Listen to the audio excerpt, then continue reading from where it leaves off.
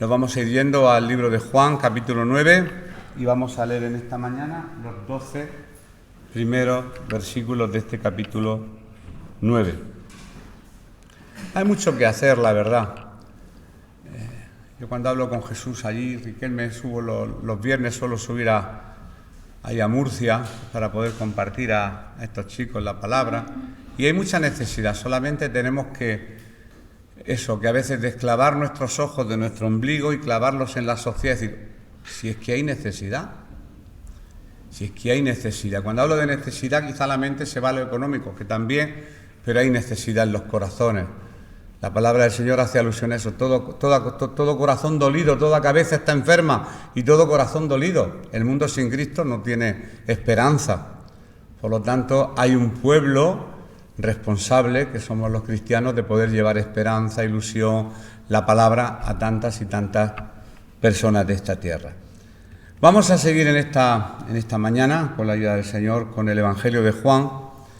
La semana pasada estuvimos en Juan 8, donde hablamos de aquella mujer que fue sorprendida en acto de adulterio. Ya lo explicamos con todo tipo de detalles.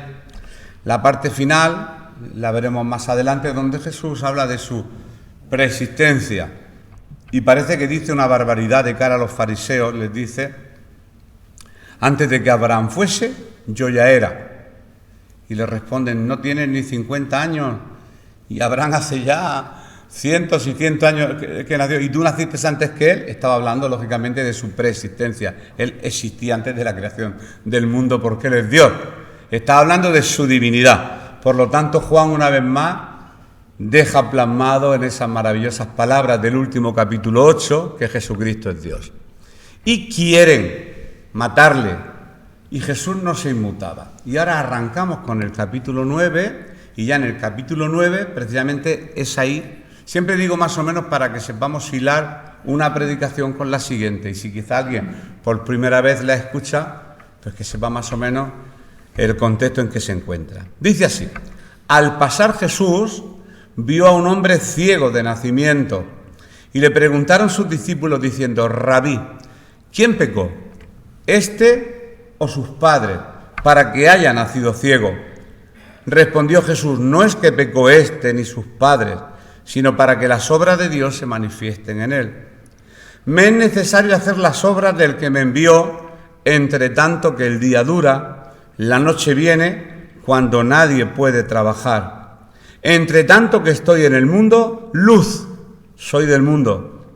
Dicho esto, escupió en tierra e hizo lodo con la saliva, y untó con el lodo los ojos del ciego y le dijo: ve a lavarte en el estanque de Siloé, que traducido es enviado.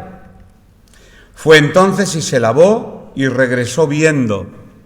Entonces los vecinos y los que antes le habían visto que era ciego decían: ¿no es este el que se sentaba y mendigaba? Unos decían: él es, y otros: a él se parece. Él decía: yo soy. Y le dijeron: ¿cómo te fueron abiertos los ojos? Respondió él y dijo: aquel hombre que se llama Jesús hizo lodo, me untó los ojos y me dijo: ve a Siloé, al Siloé, y lávate. Y fui y me lavé y recibí la vista. Entonces le dijeron: ¿dónde está él? Él dijo: no sé. Hoy vamos a dejarlo aquí porque esto da para mucho, y vamos a intentar desglosar estos versículos, y ya la próxima semana, Dios mediante, terminamos el resto de la historia, las consecuencias del milagro, con una enseñanza maravillosa en los últimos versículos. Este hombre es sanado, y los discípulos hacen una pregunta. Lógicamente, hemos leído en los dos primeros versículos. Ahora, de los 12 versículos que hemos leído, iremos viendo despacito, pues uno a uno, dos a dos, para que vayamos entendiendo. Los dos primeros versículos hemos leído que al pasar Jesús vio a un hombre ciego de nacimiento, y le preguntaron sus discípulos: Rabí, ¿quién pecó, este o sus padres, para que haya nacido ciego? ¿Es un castigo divino? ¿Es una maldición generacional? ¿Qué es lo que le está ocurriendo? Al pasar Jesús. ¿Por qué dice al pasar Jesús? porque en el capítulo anterior, como acabo de decir, pues terminó con Jesús pasando de largo a los que querían apedrearlo. Él pasaba de largo. Entonces, pasando Jesús, pero estaba pasando por delante de los que querían apedrearle por hablar de su preexistencia. Lo consideraban culpable de blasfemia porque él se identificaba constantemente con Dios. El yo soy, que tantas veces aparece en el libro de Juan, lo que está declarando es la divinidad de Jesús. Que esa es la insistencia de Juan, del libro que estamos estudiando, este Evangelio. Y Juan ahora continúa el relato, sigue con el relato, y menciona cómo Jesús se acerca a un hombre ciego de nacimiento. Y lo hemos repetido, como este texto muchas veces le he echado mano para compartir, pues nos suena. Ciego de nacimiento no es lo mismo que quedarse ciego después de haber nacido, porque el que se queda ciego después tiene recuerdos, pero el que nace siendo ciego no recuerda. Pregúntale a un ciego de nacimiento cómo es el color verde. No lo ha visto nunca, no tiene ni idea.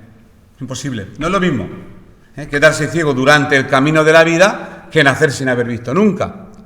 Es un milagro como más profundo, con otra significación que lo vamos a entender enseguida.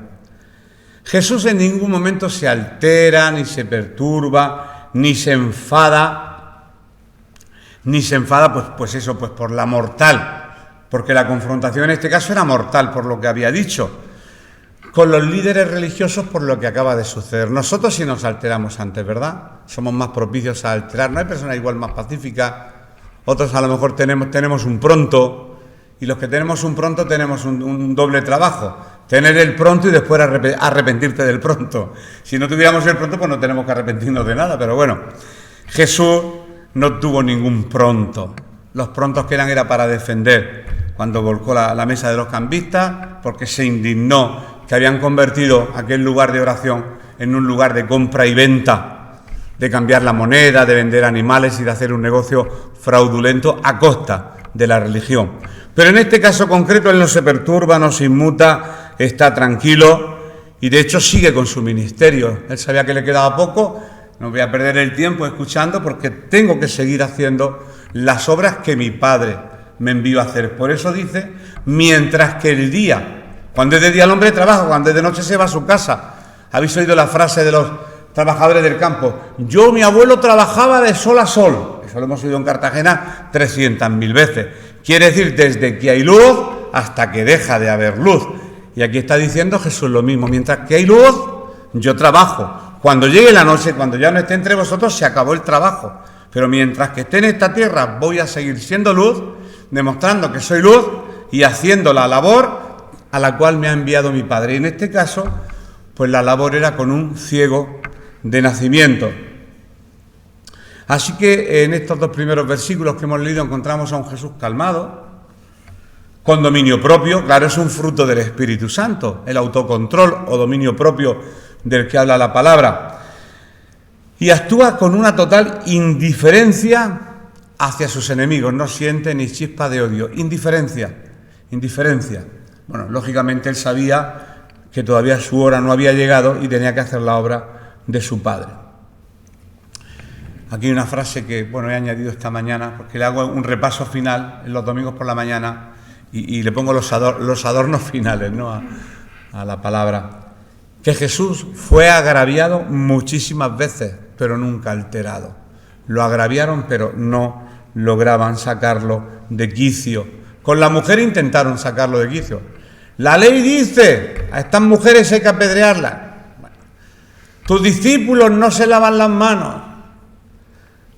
Sus discípulos no dan tributo al César. Hay que dar tributo al César constantemente, trampas y trampas para pillarlo en cualquier fallo, cualquier error para poder condenarle, pero él no se inmutaba.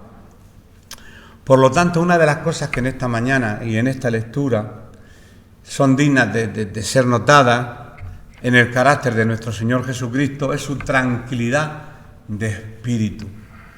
Y nosotros también en oración tendríamos que pedir tener esa tranquilidad de espíritu, esa tranquilidad que tenía en presencia de los que le juzgaban mal, los que le insultaban, los que le calumniaban. Él tenía mucha tranquilidad de espíritu. Más adelante leeremos, cuando lleguemos al versículo 8, que el hombre ciego estaba sentado y mendigando. estar sentado y mendigando. Probablemente, pues eso, proclamando el hecho de que había nacido así de toda la vida. Por eso le preguntan, la pregunta que a continuación le hacen los discípulos: oye, este hombre, ¿quién pecó? Porque veían la ceguera, sobre todo la ceguera, como una maldición, a consecuencia de un pecado. Sobre todo en la Torá judía viene, bueno, más en la Misná, un libro de muchas leyes que añadieron posteriormente los judíos, que la ceguera tenía tantas consecuencias, esta. Seguramente el feto, he leído eso, pecó dentro del vientre de la madre, o sea, unas barbaridades increíbles. Pero bueno, de ahí que los discípulos le hagan la pregunta: oye, ¿este nació así porque cometió algún pecado, o sus padres a lo mejor han cometido algún pecado y estas son las consecuencias del pecado de sus padres? Le hacen una pregunta muy profunda. Otros dicen que era un ciego que no tenía el globo ocular, sino que el Señor, cuando le sana, hace un milagro de recreación, vuelve a poner vida donde no hay nada. Él nace, eso dicen algunos, pero bueno, daros cuenta que comentaristas sobre un mismo tema hay 40.000, y no se trata de liarnos, sino de poder entender la parte espiritual. Rabí, ¿quién pecó? Hemos leído, ¿este o sus padres, para que haya nacido ciego? Por lo tanto, los discípulos consideraban a ese hombre un enigma sin resolver. ¿Qué está ocurriendo aquí? Porque hemos leído de que la causa de la ceguera tiene que ser un pecado, una consecuencia. Así que Jesús, en ese momento, él quería mostrarle un camino diferente. No.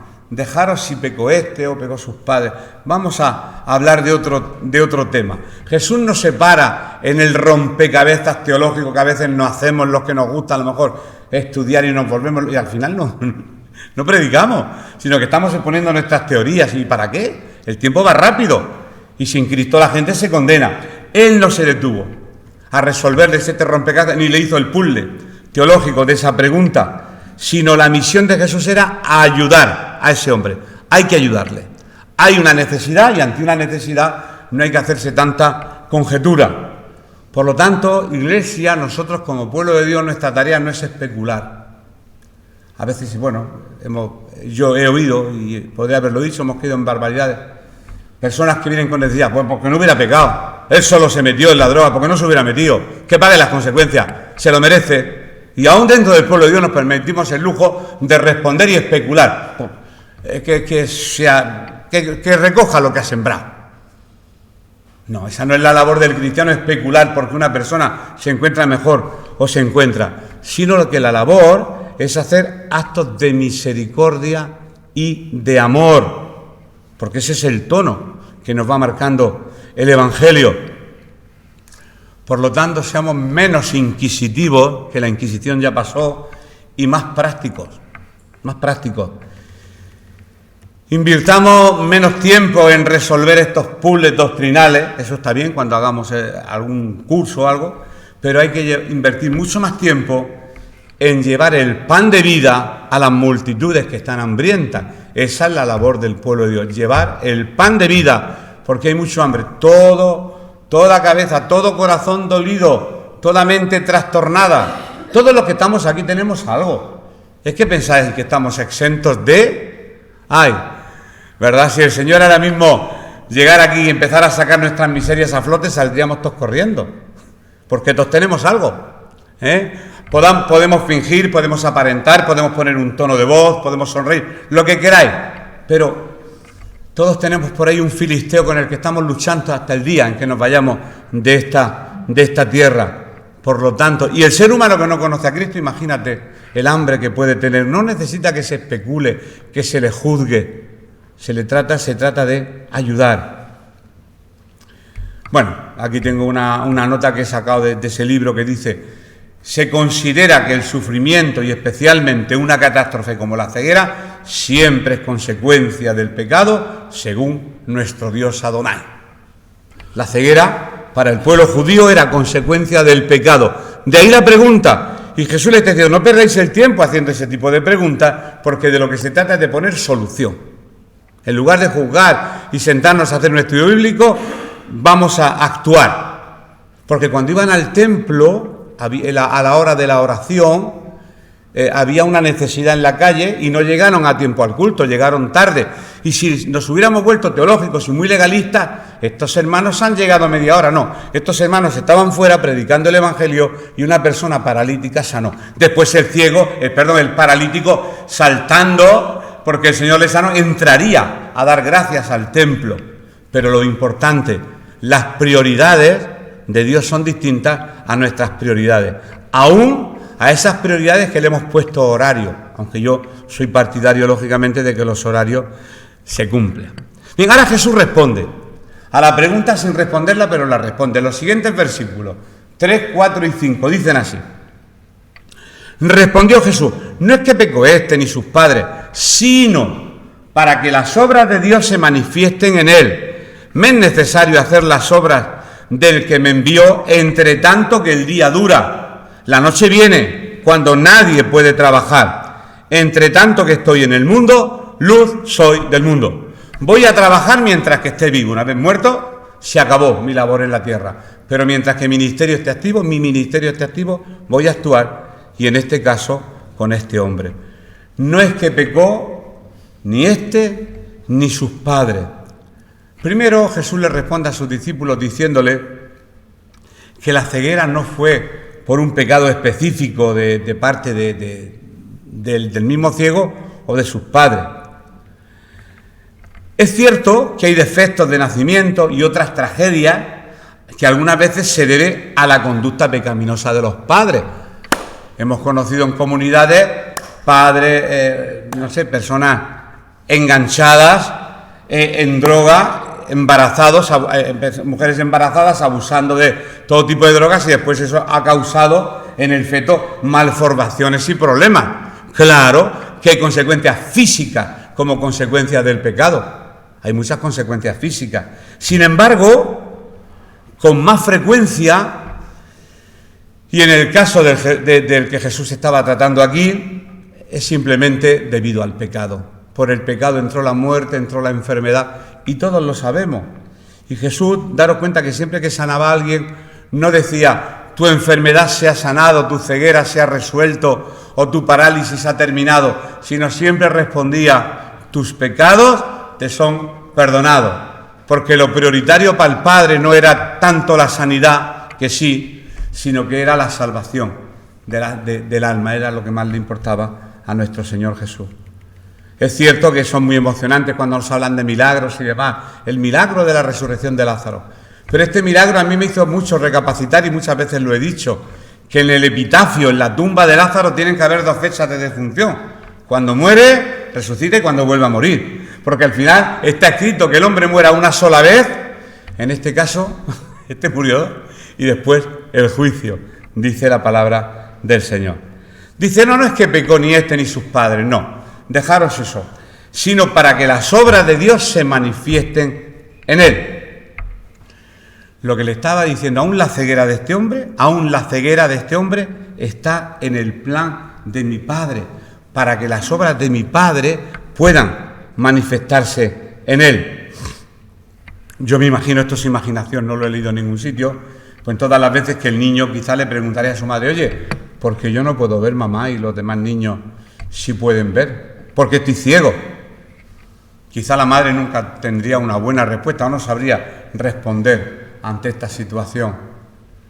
Yo tuve una vez, hace muchos años, muy jovencito, estando haciendo magisterio, pude ir a un colegio de ciegos y no sé, me gustaba hablar con los niños ciegos para hacerles muchas preguntas. Oye, ¿y cómo percibes el mundo, la vida?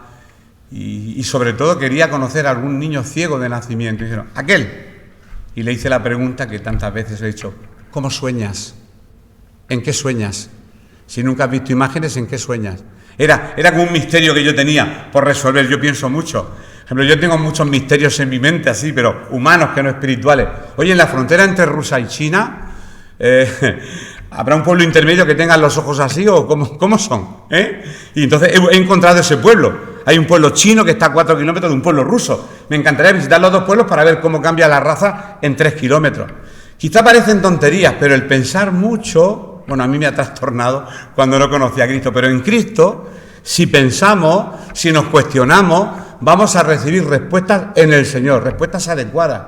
No a creernos todo lo que nos cuenten, porque la palabra de Dios está especialmente para escudriñarle. Y este niño preguntaría, eso lo he deducido yo, hoy en el arreglo que le estaba haciendo a esto, ¿por qué soy ciego? Y pero Jesús sí lo explica. Porque Dios quiere trabajar en y a través de esa ceguera. Jesús desvía la atención del por qué. En lugar de decir por qué nació ciego, es ¿qué se puede hacer con el ciego? ¿Por qué tiene este problema? ¿Qué podemos hacer con el problema? Y eso te cambia la perspectiva con respecto a la hora de ayudar a alguien. ¿Por qué? No busques las razones, sino ¿qué puedes hacer por?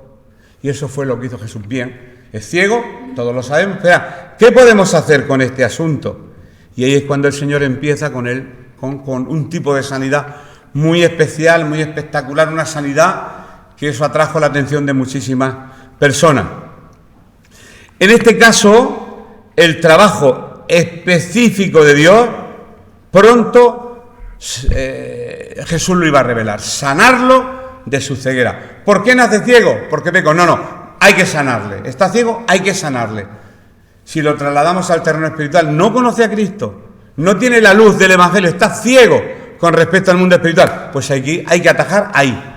Hay que ir al problema específico, no ver las consecuencias sino vamos a ver cómo se le puede dar luz para que deje de ser ciego y pueda empezar a ver el azul, el verde, el amarillo, la luz del sol, y pueda ver el rostro de sus congéneres, de su familia, de sus amigos, que nazca una nueva vida, diríamos en el terreno más espiritual. El mal promueve la obra de Dios en el mundo. Es en la conquista y la abolición del mal que Él se manifiesta. La pregunta para nosotros no es de dónde ha venido el sufrimiento, sino qué haremos con el sufrimiento. Es una frase que estoy repitiendo de un teólogo llamado Dodds. El mal lo que hace es promover a veces la obra de Dios en el mundo. Es en la conquista y la abolición del mal que Dios se manifiesta. La pregunta para nosotros como cristianos no es de dónde ha venido el sufrimiento, sino qué haremos con el que sufre. Porque a veces te hacen consultas de sufrimiento que tú no sabes ni qué responder. Hay situaciones que lo mejor de un creyente es estar callado al lado de alguien que te está contando un problemón gordo. No tenemos respuesta para todos los problemas. ¿El por qué? Ni idea. Hay cosas que parecen injusticia. Mi hermano me lo decía, todos los frentes los tengo obstruidos en mi vida. Mi hijo muere y ahora mi nieto está también con cáncer y no sé qué hacer. Y yo no sé ni qué decirle a mi hermano. Yo no tengo palabras. Yo no tengo respuestas. Bueno, sí, como pueblo de Dios solemos decir respuestas que a veces hacen peor, más mal que bien. Confía en el Señor. Bueno, confía en el Señor. Pues si nosotros nos viéramos en esa situación, a ver si con la frase confía en el Señor, el sufrimiento ese va a cesar. El Señor en este caso, lógicamente, tenía una solución para este hombre física, porque después el ciego también murió, o sea, al final todos morimos, esa es la realidad. Esto no significa que Dios deliberadamente provocó que este chiquillo naciera ciego para después demostrar años después que él tenía toda la gloria. No, y poder eliminar así su ceguera. Seguro que no, porque eso sería una calumnia contra el carácter de Dios. No. Ese no era el motivo. Era qué hacer. Bueno, el pecado entró en el mundo y una de las consecuencias es la ceguera, la muerte, la enfermedad. Ahí está. Pero ahora, ¿qué se puede hacer con todas estas situaciones que a veces no tenemos respuesta? El Señor sí la tiene.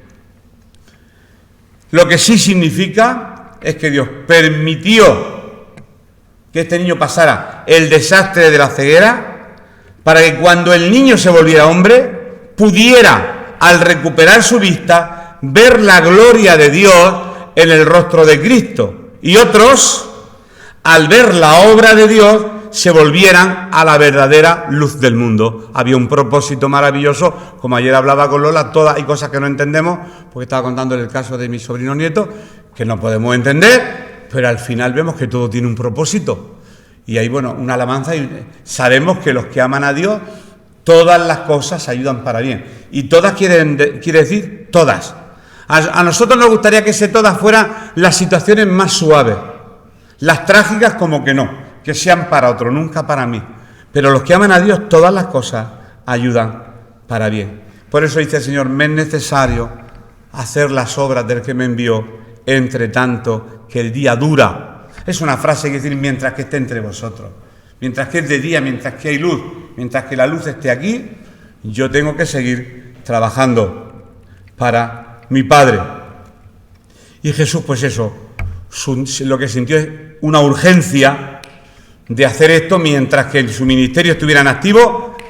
Hay que trabajar, no me voy a entretener en ningún tipo de discusión, ni siquiera hacer caso de los que me están ofendiendo. Hay que ir a por lo que hay que ir. Y a veces nos entretenemos en cosas que no tienen importancia y dejamos lo importante. Y en nuestro orden de prioridades, no sé, ¿qué es lo primero en nuestras prioridades? ¿Qué es lo que hay que priorizar en la vida de un creyente? Me es necesario, dice el Señor, hacer las obras. Y esto es una declaración maravillosa. Eres un trabajador, el trabajador principal. Y el ejemplo para todos los trabajadores que somos los hijos de Dios, somos trabajadores de la viña. Y Jesús es nuestro ejemplo. Estuvo trabajando mientras que su vida duró, y nuestra labor es laborar en la obra del Señor mientras que nuestra luz, nuestro día, nuestra vida esté activa y podamos hacer algo. Pues tenemos que estar laborando en la obra del Señor.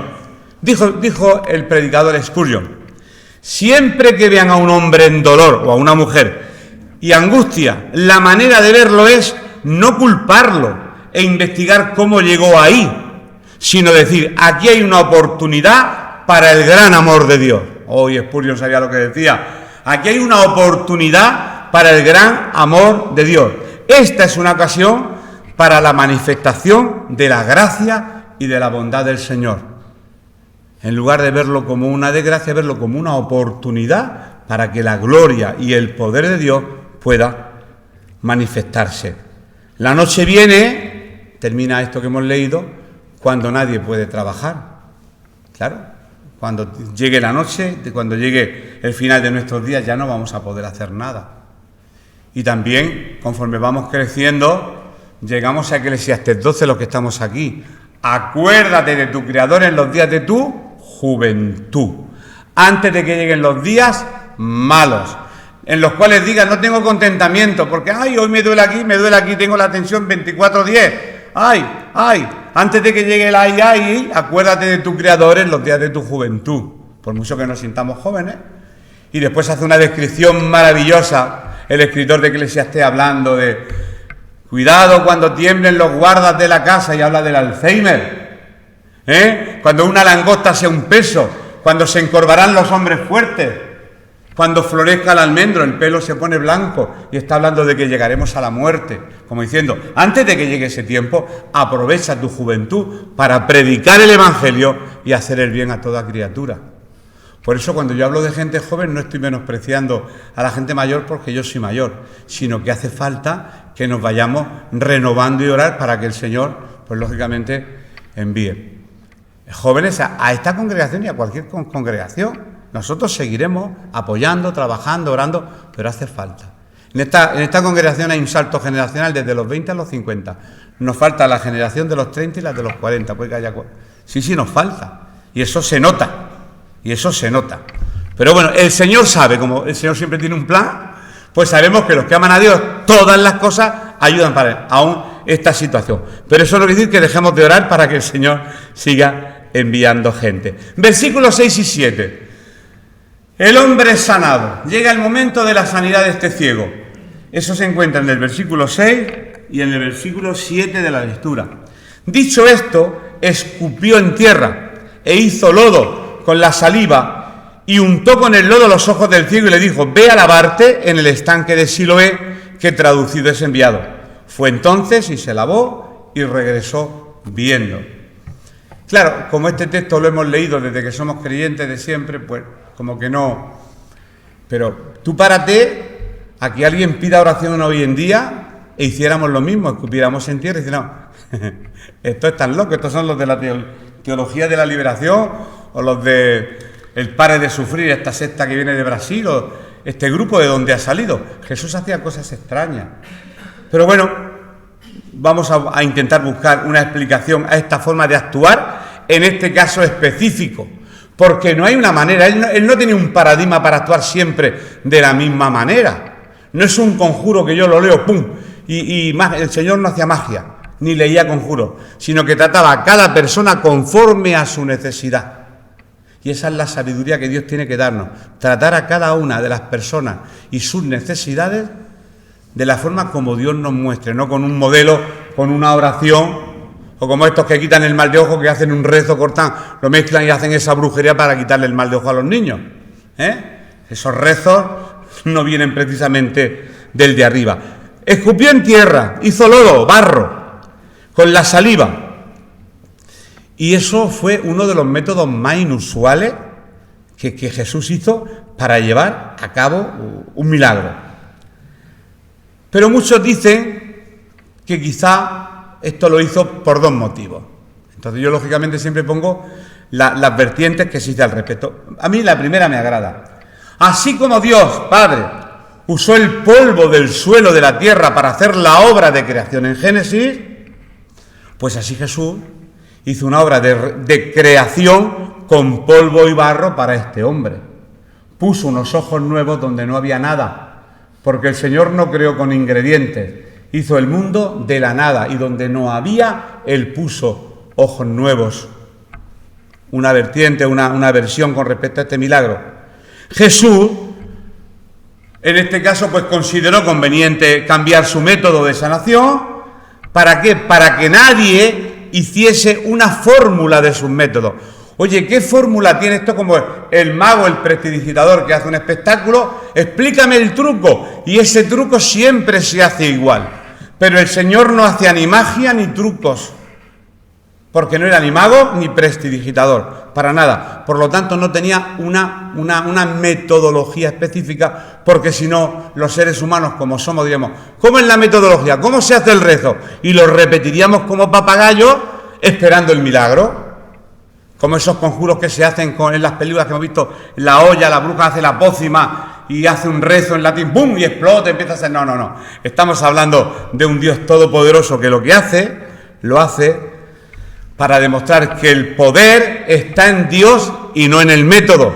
El poder está en Dios y no en el método. No hay una metodología, pero los seres humanos nos gustan las metodologías, la repetición de las cosas. Por eso caemos en los rezos y caemos en las repeticiones y nos arreligiosamos. No hablo de religión, hasta en nuestra forma, eso, dónde nos ponemos, dónde nos sentamos, las horas, y es normal. Eso no digo que esté mal, pero simplemente que el Señor hace nueva todas las cosas, y aún cada milagro lo hace de una forma distinta. Un milagro rompiendo un techo que le bajan ahí a un paralítico, otro milagro escupiendo en tierra. Cada milagro de una forma y de una manera. No tenía una metodología. Nadie podía imitar al Maestro, porque lo que quería mostrar que el poder venía de Dios y nunca del método.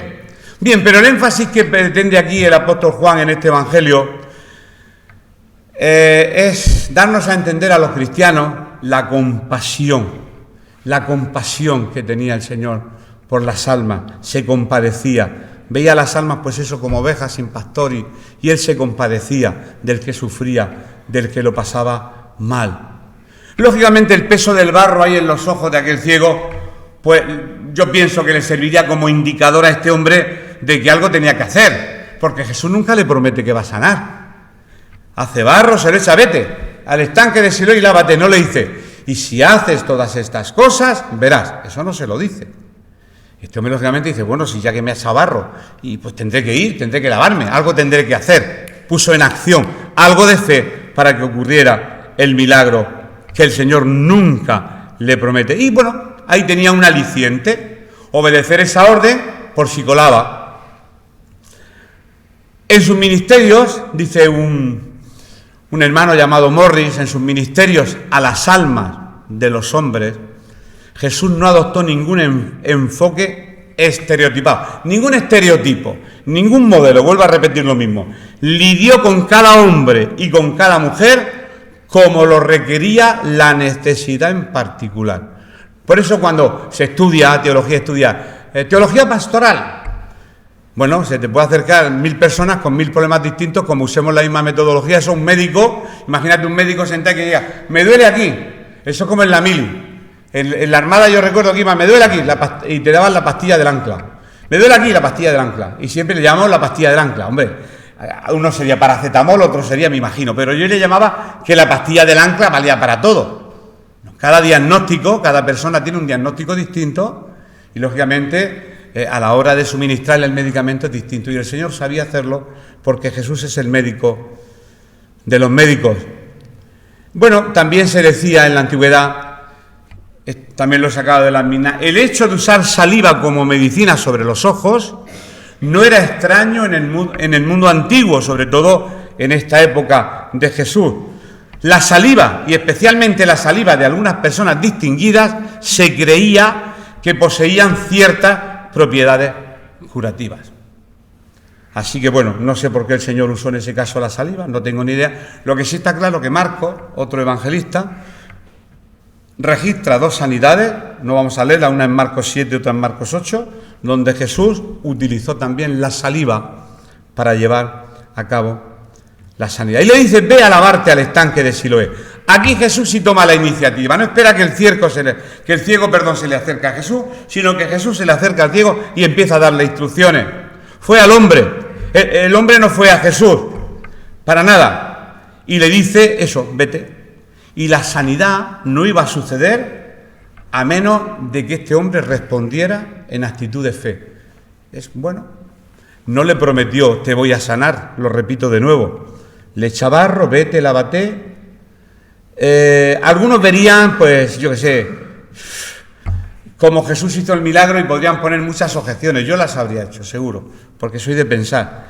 Y lo verían hasta ofensivo, inadecuado, antirreligioso, incluso dañino. ¿Cómo se le ocurre? Este es el rabí, ¿cómo hace el milagro de esta forma? Repito, ofensivo, inadecuado y dañino. Y voy a explicar por qué.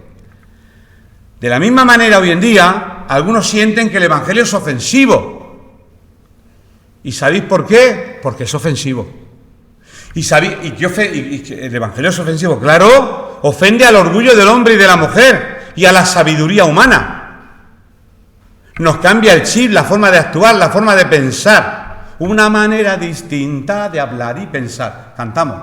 Es que en Cristo nuestra manera de hablar y de pensar tiene que ser distinta. Y es ofensivo. A veces el Evangelio parece que nos ofende. ¿Cómo? ¿Perdonar a ese? ¿Con lo que me ha hecho hacer el qué? ¿Pero qué está diciendo? ¿Dar? ¿Yo dar? ¿A que no tiene? Me quedo sin nada. ¿Cómo?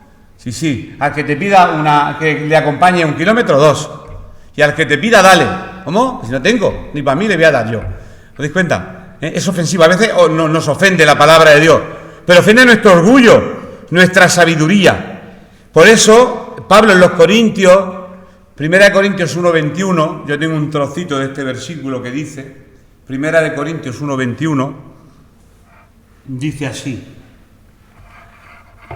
agradó a Dios salvar a los creyentes por la locura de la predicación. La locura de la predicación. La predicación es una locura. Es una locura. Por eso los que utilizamos tanto la razón constantemente tenemos problemas.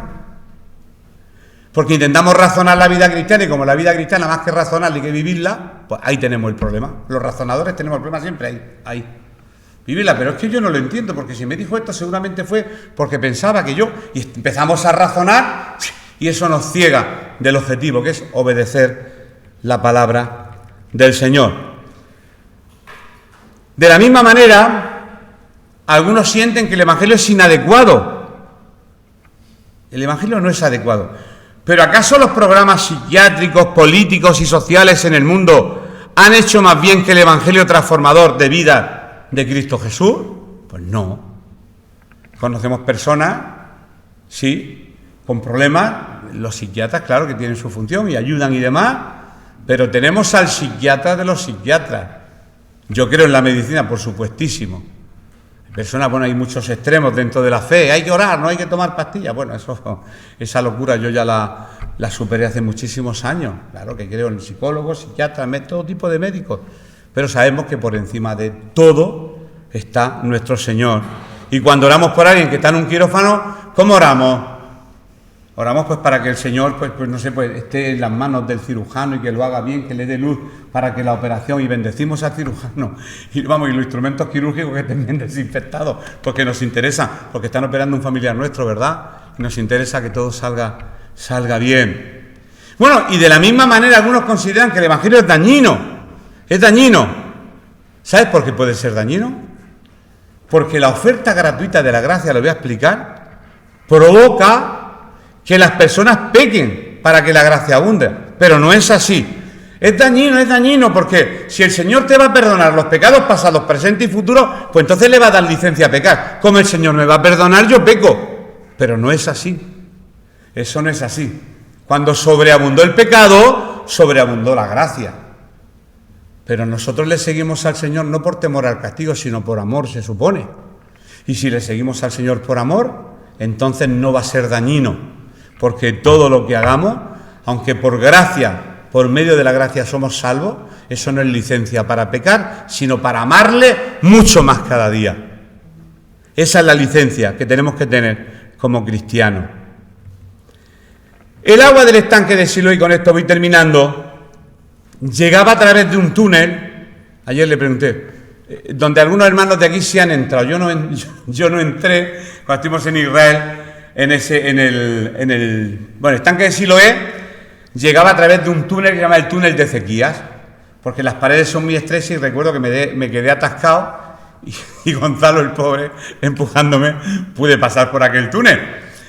Pero ese túnel existe y es real y aparece aquí en la palabra del Señor. La arqueología es una ciencia que nos ayuda a creer que lo que leemos no es un invento, no es un cuento, es una realidad. Pues el agua del estanque de Siloé con la que se lavó aquel ciego llegaba a través del túnel de Ezequías. Bueno, una obra de ingeniería tremenda que se construyó en los tiempos del Antiguo Testamento. Y se llamaba Siloé porque la palabra Siloé quiere decir enviado. ¿Por qué se llamó Siloé? Porque el agua era enviada a través de ese conducto hasta la ciudad. De ahí el nombre de Siloé. Y ahora, lógicamente, podemos hacer pues nuestra comparación espiritual. ¿Quién es el enviado de los enviados? Nuestro Señor. Nuestro Señor Jesucristo es el enviado. Él sí que es el enviado para traer salud a los enfermos, equilibrio a los desquiciados, que a veces nos desquiciamos, toda cabeza, como digo, enferma, todo corazón dolido, pero ahí está el Señor. Y de ese estanque era donde se echaba el agua en la fiesta de los tabernáculos que recién había pasado, que ya lo hemos estudiado. El enviado. Jesús es el enviado de los enviados. Y ya sabemos lo que ocurrió. Se lava el ciego y vemos que lo hace en fe y en obediencia, pero él no sabía nada absolutamente de Jesús. No tenía ni idea. Y sabemos que Jesús es Dios. Aquí una demostración de la divinidad de Jesús también. Porque el Salmo 146:8 dice que el Señor, Jehová, el que fue, el que es y el que será Jehová, abre los ojos a los ciegos. Entonces, esta labor es una labor divina, que no humana. Por lo tanto, Jesucito, esa labor es Dios. Salmos 146:8, el Señor, Jehová, abre, Yahvé, me da igual, Adonai, abre los ojos a los ciegos. Por lo tanto, esta no fue una labor humana y una promesa también profética de Isaías. Y los ojos de los ciegos serán abiertos. ¿Quién llevó a cabo esa labor? Esa labor la llevó a cabo nuestro Señor Jesucristo. Y regresó viendo. Después está la controversia de los vecinos, que no nos va a dar tiempo a verlo, pero sí voy a hacer una conclusión de lo que hemos visto hasta ahora y aquí lo vamos a dejar hoy. Primero, que sepamos como Iglesia de Cristo que el mundo entero anda en ceguera espiritual. El mundo entero. La palabra habla más fuerte, el mundo entero está bajo el poder del maligno. Eso dice la palabra del Señor. Segundo, Jesús, en este caso, usó una solución particularizada para cada uno de nosotros. Pues por lo tanto, a todos los que estamos aquí, si diéramos testimonio en esta mañana, Dios nos ha tratado de una forma distinta, tal como lo hizo en aquel momento, lo sigue haciendo en este día, y tenemos que aprender eso, que tenemos que tratar a cada persona y que Dios nos ayude a saber tratar.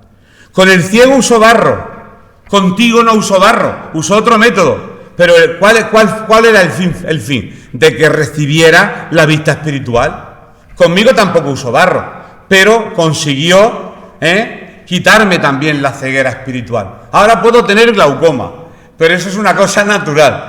Pero la ceguera espiritual es otro tema completamente distinto.